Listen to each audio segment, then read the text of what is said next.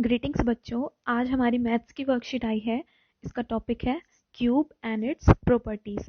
Cube क्या होता है? क्यूब का मतलब होता है कि हम जब किसी एक नंबर को उसी से 3 टाइम्स मल्टीप्लाई करते हैं, जब उसका प्रोडक्ट जो आता है उसे हम क्या बोलते हैं? Cube.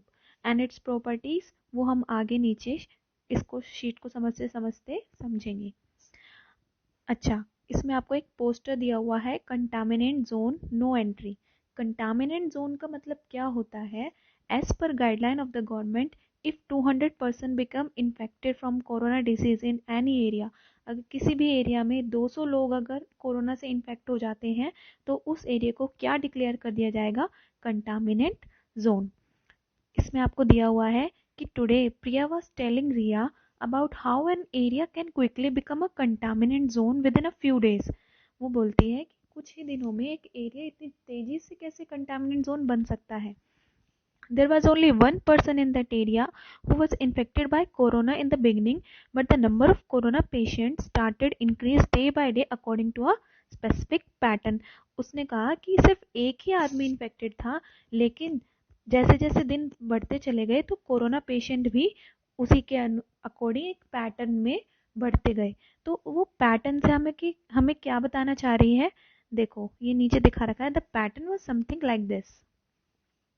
On first day, only a single person was infected. एक ही पर्सन इन्फेक्टेड था। अब इस टेबल में आ जाइए, फर्स्ट डे में सिर्फ एक ही पर्सन इन्फेक्टेड था, ठीक है। On second day, the number of people infected increased by the sum of next two consecutive odd numbers. Odd number क्या होते हैं हमारे?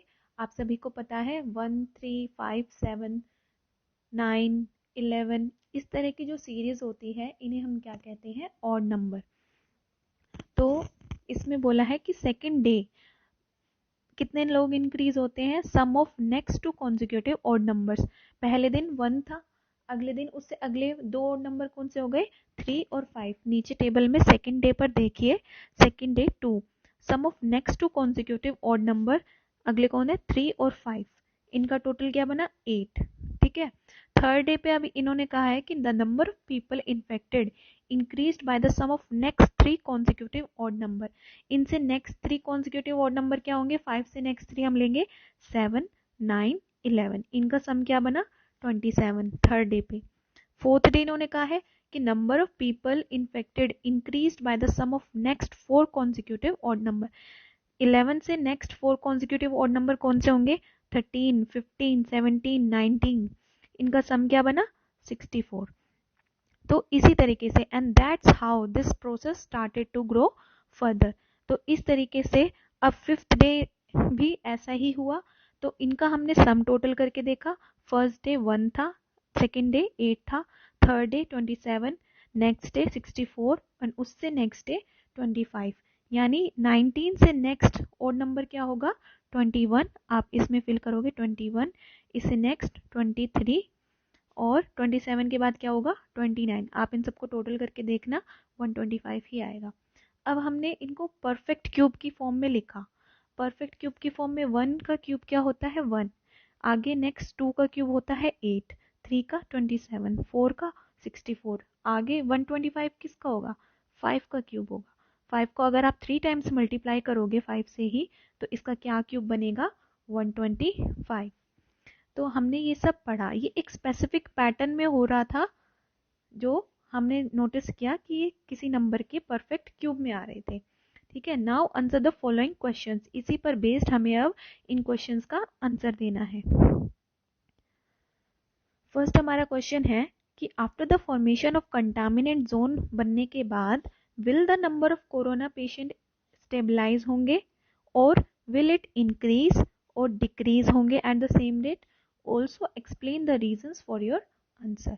तो अब इन्होंने कहा है कि कंटामिनेट जोन बनने के बाद क्या कोरोना पेशेंट जो है स्टेबलाइज हो जाएंगे, मतलब ना घटेंगे ना बढ़ेंगे, डिक्रीज होंगे, घट जाएंगे, या इंक्रीज होंगे? तो हमें इसको एक्सप्लेन भी करना है। तो हम क्या लिखेंगे कि अब कंटामिनेट जोन बनने का मतलब है कि 200 से ज़्यादा पर्सन अफेक्ट हो गए हैं, इन्फेक्ट हो गए हैं। तो इसका मतलब अब हमें उन्हें क्वारंटाइन भी रखना होगा। तो इसका आंसर आएगा कि नंबर ऑफ कोरोना पेशेंट में डिक्रीज बिकॉज इन्फेक्टेड पेशेंट को भी हम क्वारंटाइन कर लेंगे, तो जो पेशेंट हैं बाकी के वो हेल्दी जो पर्सन है वो बच जाएंगे। ठीक है, तो यहाँ लिखेंगे फर्स्ट क्वेश्चन का आंसर है number of corona patient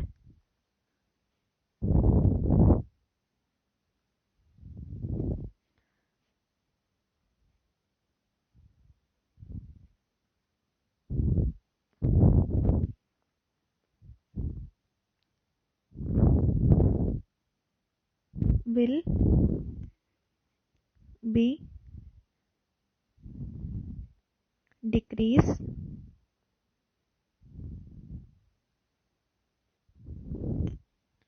because they will be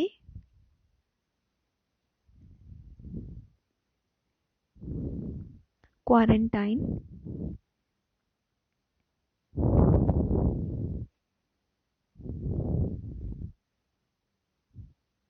क्योंकि उन्हें क्वारंटाइन रखा जाएगा जिस फेस में वो अपने आप को रिकवर करेंगे। अब हमारा सेकंड क्वेश्चन है what do you think the government should declare the area mentioned above as a contaminate zone after how many people are infected from corona.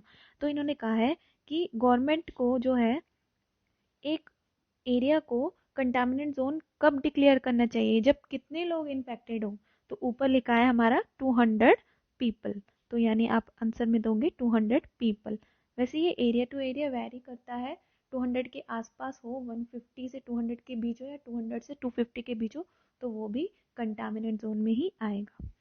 Third question है if the total number of people residing in the area mentioned above is 3025 then according to above pattern how many days the entire area will become corona infected.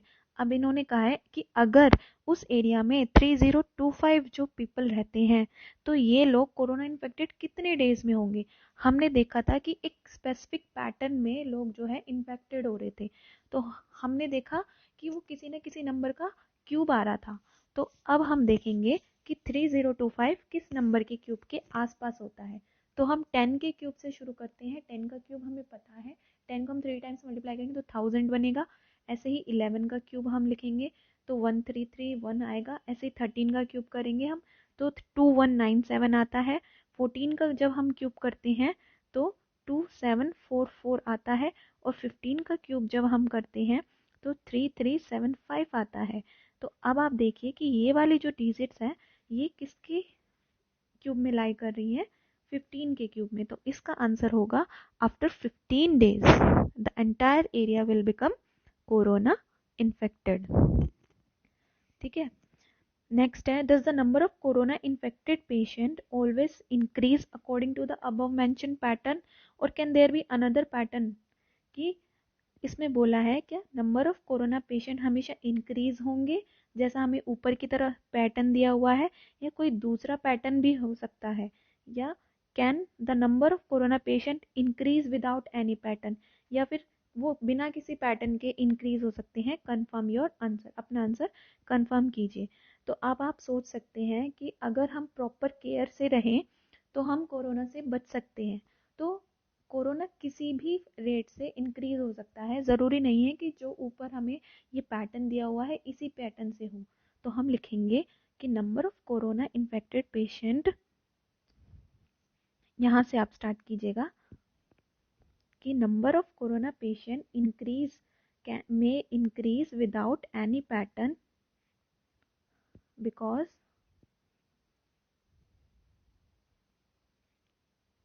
the people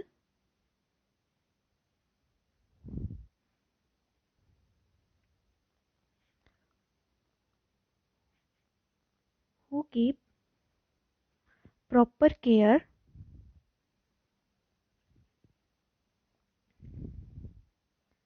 may not infected with the virus।